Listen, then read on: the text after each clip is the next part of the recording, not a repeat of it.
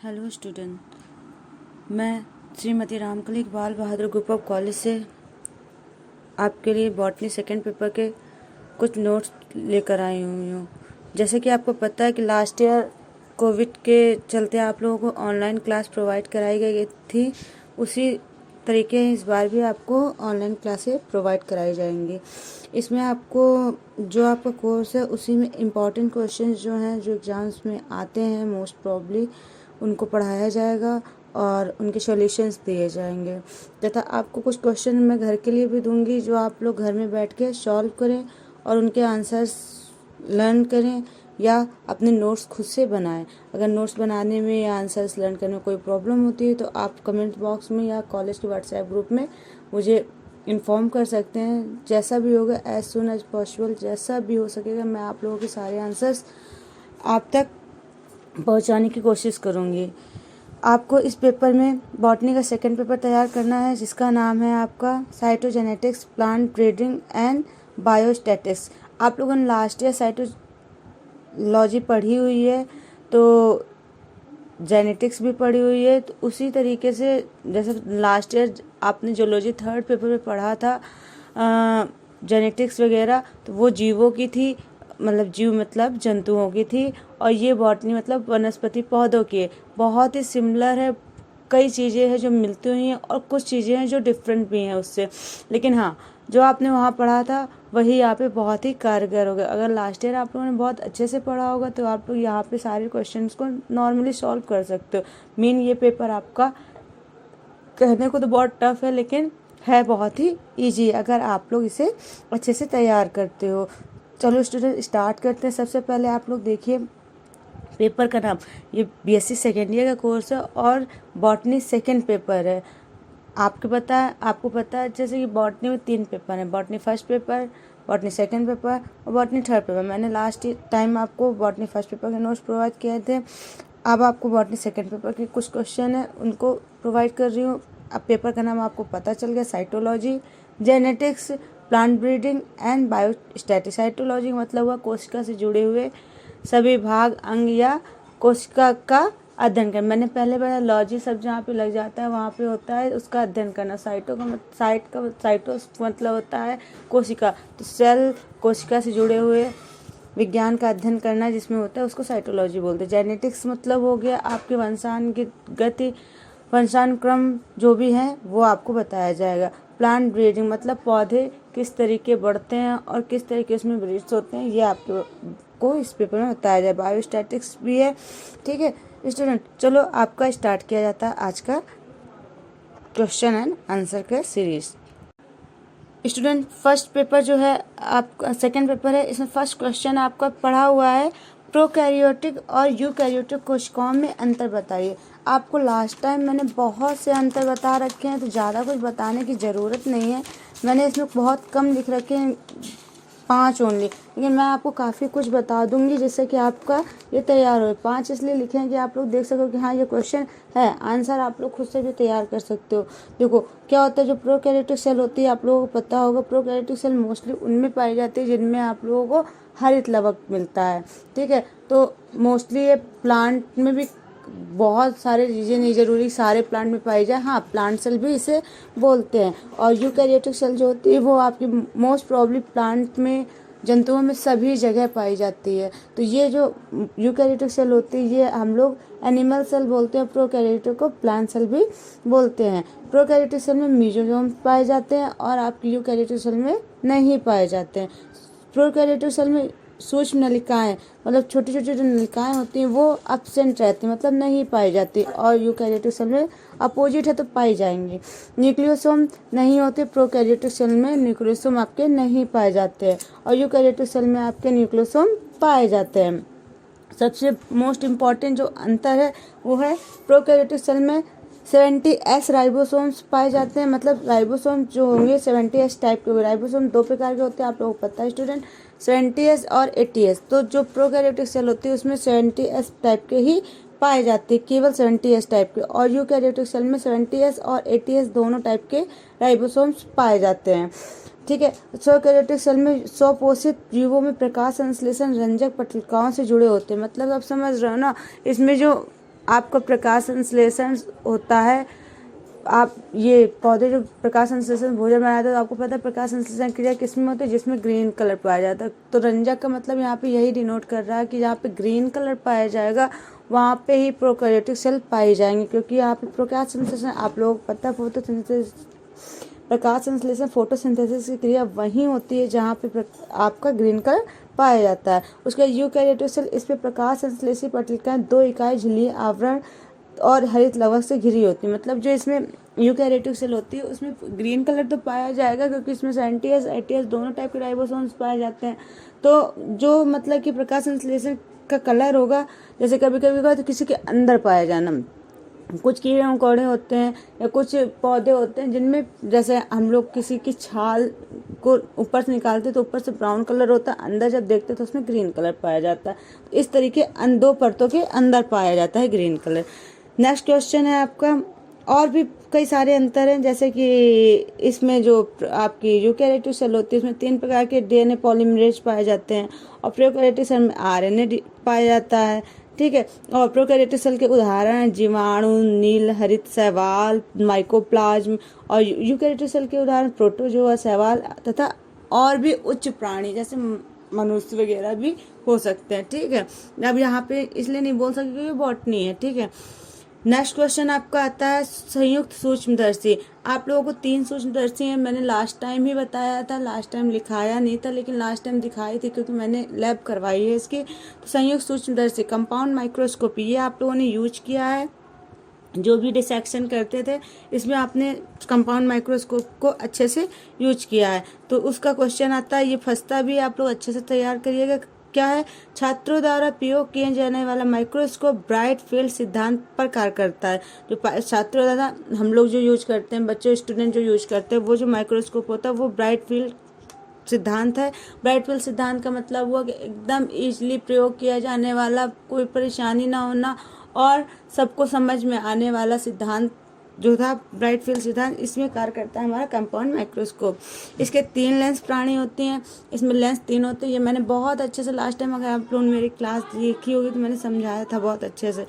3 lens प्राणी कौन कौन से हैं, संग्राही भाग या कंडेंसर, अभिदर्शक लेंस और नेत्रिका लेंस। पहला क्या होता है, कंडेंसर लेंस, दूसरा होता है ऑब्जेक्टिव लेंस और तीसरा होता है एक्यूलर लेंस। ओके स्टूडेंट्स, तो कंडेंसर लेंस कहाँ पे होता है, यह प्रकाश की किरणों को संकलित करके वस्तु पर फोकस करता है। सबसे पहले ये जो ऊपर होता है ये कंडेंसर लेंस लगा होता है, ये जो प्रकाश आपका पड़ता है माइक्रोस्कोप पे, इसको क्या करता है, ऑब्जर्व करता है और जो वस्तु होती है उस पर फोकस करवाने की ट्राई करता है। ऑब्जेक्टिव लेंस जो होता है ये वस्तु, जैसे आपका क्या हुआ, पहले प्रकाश पड़ा तो वस्तु जहाँ पे होगी वहाँ पे पड़ा और दिखाया गया कि ये वस्तु है।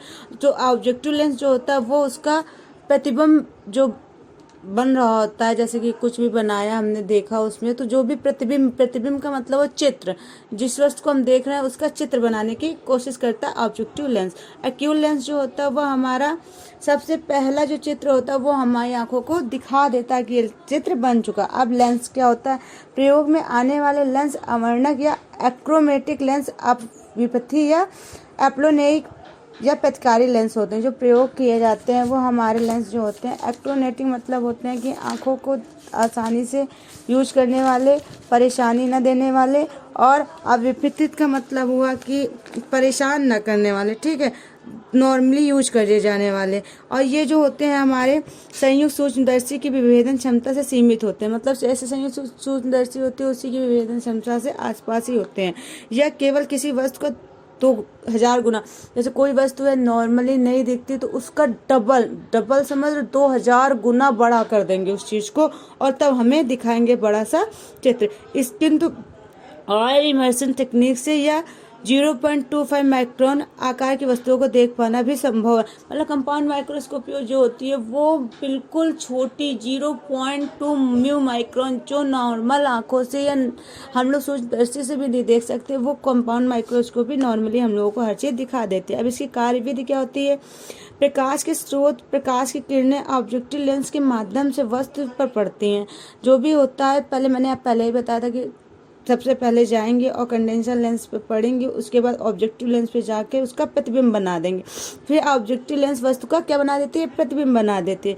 नेत्रिका लेंस को अधिक आवर्धित कर, नेत्रिका लेंस एक्यूलर लेंस हो गया, ये हमारे क्या होता है, वस्तु को आवर्धित का मतलब ज़्यादा फोकस डाउन करेगी और लेंस के ट्यूब के ऊपर या नीचे इसका प्रतिबिंब बना के 30 पर, मतलब कि लेंस के ऊपर ही एक इसका जो प्रतिबिंब होगा वो बना देगी। बनाने के बाद हमको क्या करेगी, इसका नॉर्मली जो होता है 30 चित्र, जैसे ऐसे लगेगा जैसे हम नॉर्मल आंखों से देख रहे हैं, इतना बड़ा सा चित्र हम लोगों को उस माइक्रोस्कोप में ये प्रदर्शित करेगी। आवर्धन मैग्निफिकेशन देखिए क्या, इसकी मैग्निफिकेशन क्षमता जो होती है वो समान रूप से 10 गुना आवर्धन क्षमता वाले लेंस की तरीके होती है। मतलब क्या हो गया, किसी भी जैसे नॉर्मल माइक्रोस्कोपी है वो किसी चित्र को दिखाएगी, उससे 10 गुना बढ़कर हमारा कंपाउंड माइक्रोस्कोप किसी चित्र को दिखाता है। स्टूडेंट्स इसमें देखिए मैंने डायग्राम भी बना रखा है, आप डायग्राम देख लीजिएगा और नहीं समझ आए तो इसमें शायद आपको पिक में कम समझ में आए तो आप लोग अपने बुक वगैरह से भी इस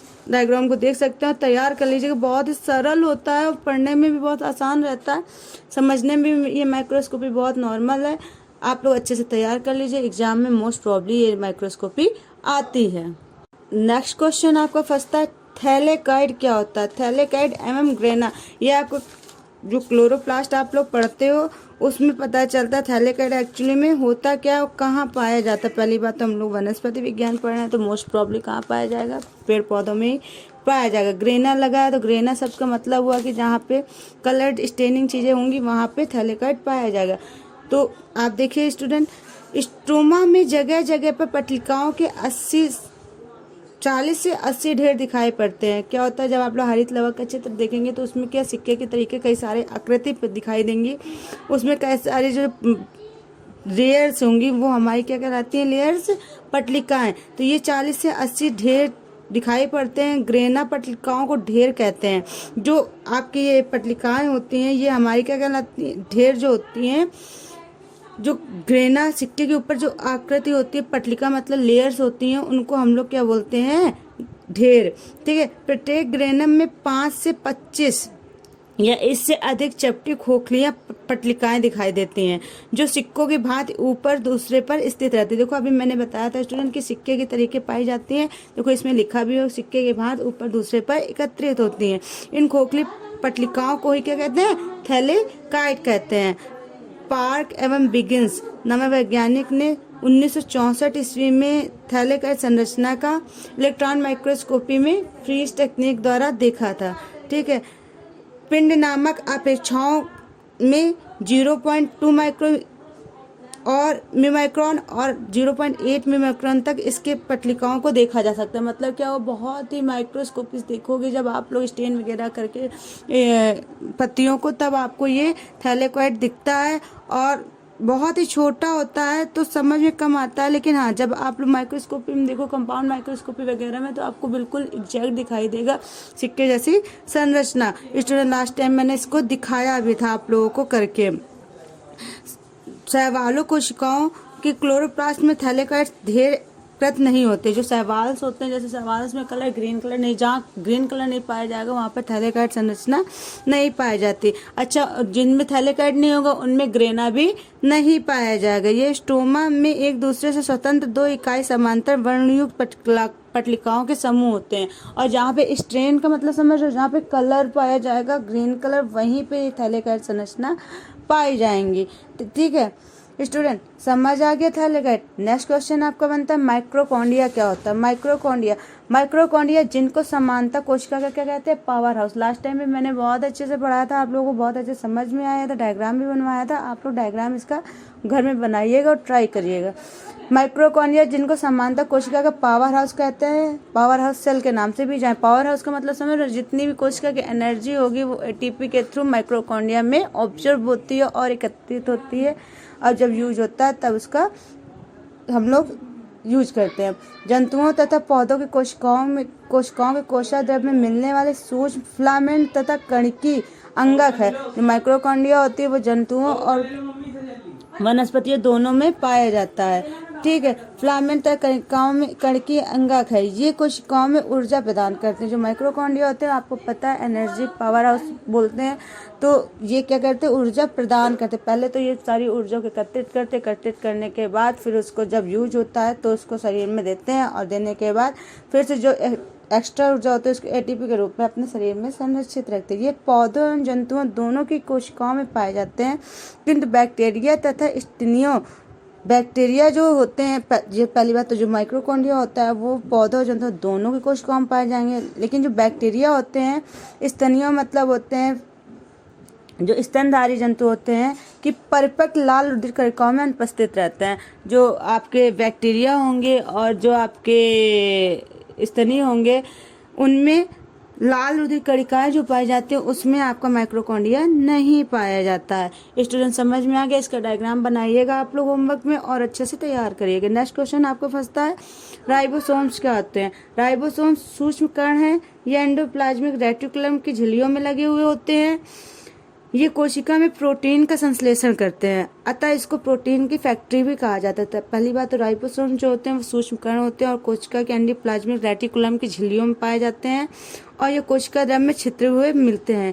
ये कोशिका में प्रोटीन का संश्लेषण करते हैं, अतः इनको कोशिका क्या कहते हैं, फैक्ट्री भी कहा जाता है। मतलब कोशिका जो होगी फैक्ट्री मतलब हो गया एक लिमिट से ज्यादा इसमें कोशिकाएं पाई जाए, कोशिकाओं की प्रोटीन पाई जाएगी। नेक्स्ट क्वेश्चन आपका है गाल्जी बॉडी। हाँ, राइबोसोम्स के टाइप्स में मैंने लास्ट टाइम आपको बहुत अच्छे से नोट्स वगैरह भी बनवाए थे, तो आप लोग तैयार कर लीजिएगा। तैयार करने के बाद इसको अच्छे से डायग्राम वगैरह बना के नोट्स तैयार करिएगा, एग्जाम के लिए प्रिपेयर करिएगा। नेक्स्ट क्वेश्चन है आपका गाल्जी बॉडी। गाल्जी बॉडी में मैंने बहुत अच्छे से पढ़ाया था। गाल्जी बॉडी जो होता है गाल्जी नामक वैज्ञानिक ने किया था। आपको ये याद होगा कि मैंने बताया था गाल्जी नामक जो वैज्ञानिक थे उनके नाम पे ही गाल्जी बॉडी का गाल्जी नाम रखा गया था। गोल्जी कॉम्प्लेक्स की खोज कैमिलो गाल्जी नामक वैज्ञानिक ने की थी। इनके नाम पर ही इसका नाम गोल्जी कॉम्प्लेक्स या गोल्जी बॉडी रखा गया। ठीक है, गाल्जी ने सिल्वर नाइट्रेट में ऑस्मियस टेट्राकोलेट द्वारा स्टेन किए हुए तंत्रिका कोशिकाओं में लिपिड पदार्थों की उपस्थिति की जांच करते हुए कॉम्प्लेक्स का अध्ययन किया। बाद में इसकी विस्तृत संरचना दी। गाल्जी कोशिकाओं के धानी तथा तंत्र में विभेदन विशेषीकृत भाग एवं एंडोप्लाज्मिक रेटिकुलर से संबंधित है, और दूसरी ओर स्रावी वेसिकुलर भी है। मतलब कि आपका जो कोशिका में आपका स्रावी वेसिकुलर वगैरह पाया जाता है, जिससे कि आपका मतलब कि किसी चीज का बहाव होता है वो किसके द्वारा होता है, गोल्जी कॉम्प्लेक्स द्वारा ही होता है। इसकी मैंने आपको संरचना मतलब डायग्राम वगैरह भी बनवा कर दिखाया था, बनवाया भी था क्लास में, बहुत अच्छे से वैक्यूल्स वगैरह इसके सारे कुछ समझाया था। आप लोग इसको अच्छे से तैयार कीजिएगा। मैंने क्वेश्चन यहाँ पे रखा है ताकि आप लोगों को याद आए कि ये क्वेश्चन मैंने पढ़ा था और ये क्वेश्चन यहाँ पे है। अच्छे से तैयार करिएगा स्टूडेंट। नेक्स्ट क्वेश्चन आपको फंसता है, नेक्स्ट क्वेश्चन आपको फंसता है लाइसोसोम में बहुरूपता। आप लोगों ने लाइसोसोम से पहले पढ़ ही रखा है। इसमें जो क्वेश्चन आता है वो बहुरूपता आता है, मतलब उसके टाइप्स ऑफ लाइसोसोम्स आते हैं, कितने प्रकार के होते हैं और कैसे क्या इनकी बहुरूपता कैसे कही जाती है। मतलब लाइसोसोम बहुत प्रकार के होते हैं, बहुत से रूप में मिलते हैं, इसलिए उसको बहुरूपता भी बोलते हैं। सबसे पहले लाइसोसोम होता क्या है मैंने इसमें नहीं लिख रखा है, लेकिन मैं आपको समझा दे रही हूँ। लाइसोसोम्स लाइसी डाइजेस्टिव सोमा बॉडी नामक से बना हुआ है। कोशिका के कोशिका द्रव्य में अत्यधिक सूक्ष्म झिल्लियों से घिरे हुए वेस्कुलर रचनाएं।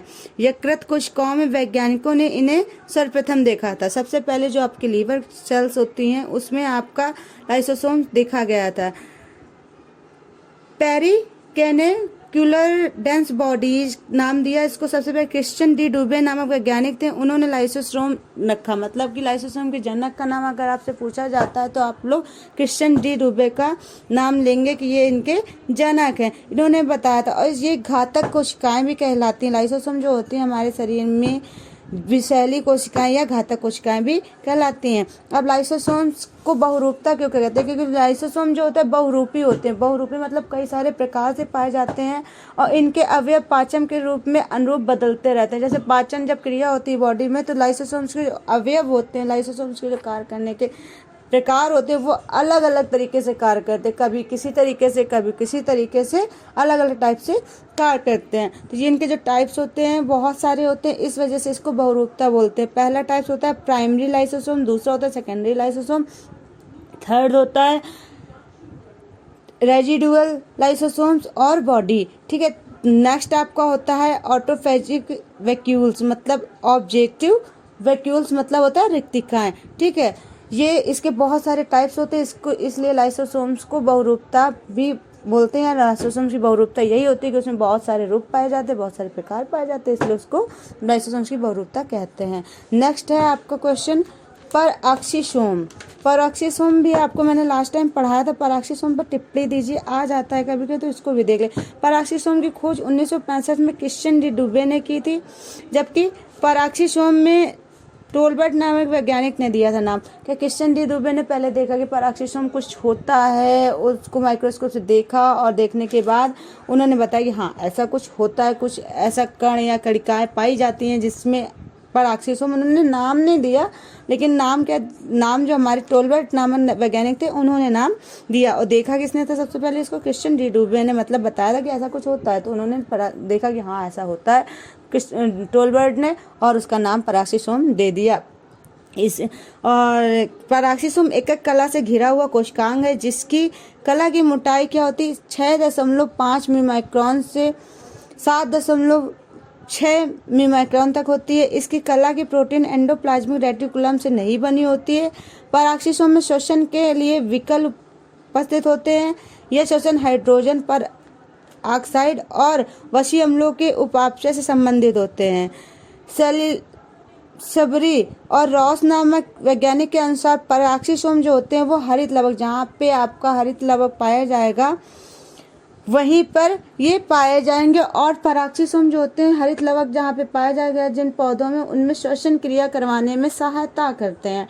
ठीक है स्टूडेंट, नेक्स्ट क्वेश्चन आपका होता है हरित लवक की सहायता या ऑटोनॉमी ऑफ क्लोरोप्लास्ट। ऑटोनॉमी हरित लवक की समझ ही रहे हो, हरित लवक मतलब होगा स्वपोषण, खुद से करता है। आपको ये बात पता है, जिसमें ग्रीन कलर पाया जाता है, क्लोरोप्लास्ट पाया जाता है, वो पौधे अपना पोषण खुद से करते हैं सूर्य के प्रकाश की उपस्थिति में। तो हरित लवक में राइबोसोम, आरएनए तथा डीएनए पाए जाते हैं। हरित लवक में द्विसूत्री वलयाकार डीएनए पाए जाते हैं तथा 70 प्रकार के राइबोसोम्स पाए जाते हैं। हरित लवक में डीएनए, आरएनए, राइबोसोम्स की उपस्थिति यह इंगित करती है कि इसमें अर्ध सेमी ऑटोनॉमस कोशिकांग होते हैं। मतलब समझ रहे हो ना स्टूडेंट, जिसमें क्लोरोप्लास्ट पाए जो सूर्य के प्रकाश की उपस्थिति में अपना भोजन स्वयं बनाएंगे। ऐसे लवकों का जो भोजन होगा वो स्वयं बनता है, तो इनको हम लोग बोल सकते हैं ऑटोनॉमी ऑफ क्लोरोप्लास्ट, मतलब कि खुद से अपना भोजन बनाना, खुद से अपना सारा खाना पीना तैयार करना और अपना पोषण करना। ये हरित लवक जिन पौधों में पाया जाएगा उन्हें पाया, तो हरित लवक जो होगा वो खुद ही अपने आप में ऑटोनॉमी कहलाएगा। उसका नेक्स्ट क्वेश्चन आपको आता है केंद्रिका। केंद्रिका केंद्र के अंदर छोटी से जो गोल पाई जाती है उसे हम लोग क्या बोलते हैं? केंद्रिका।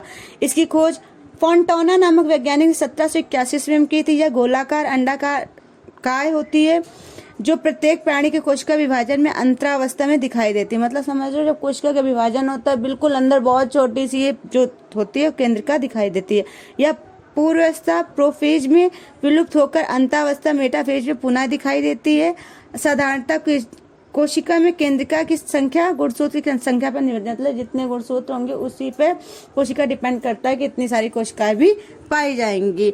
ठीक है स्टूडेंट, ये केंद्रिका हो गया। आप लोग अच्छे से तैयार करिएगा। तैयार करने के बाद जैसा भी होगा मुझे कमेंट बॉक्स में लिख के भेजिएगा।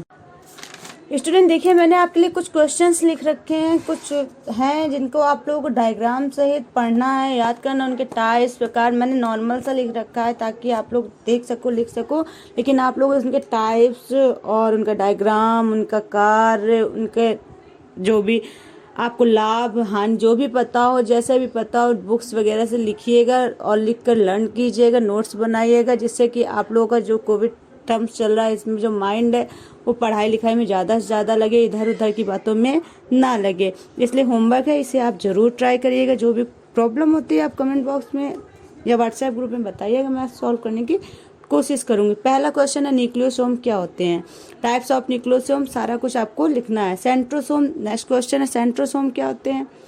गुणसूत्र या क्रोमोसोम्स क्या होते हैं, इनके टाइप्स कैसे क्या होते हैं। लैम्पसूत्र, प्रोलीटिन मैंने पढ़ाया था, वो सारा कुछ आपको लिखना है, उनके डायग्राम भी बनाने। समसूत्री विभाजन क्या होता है।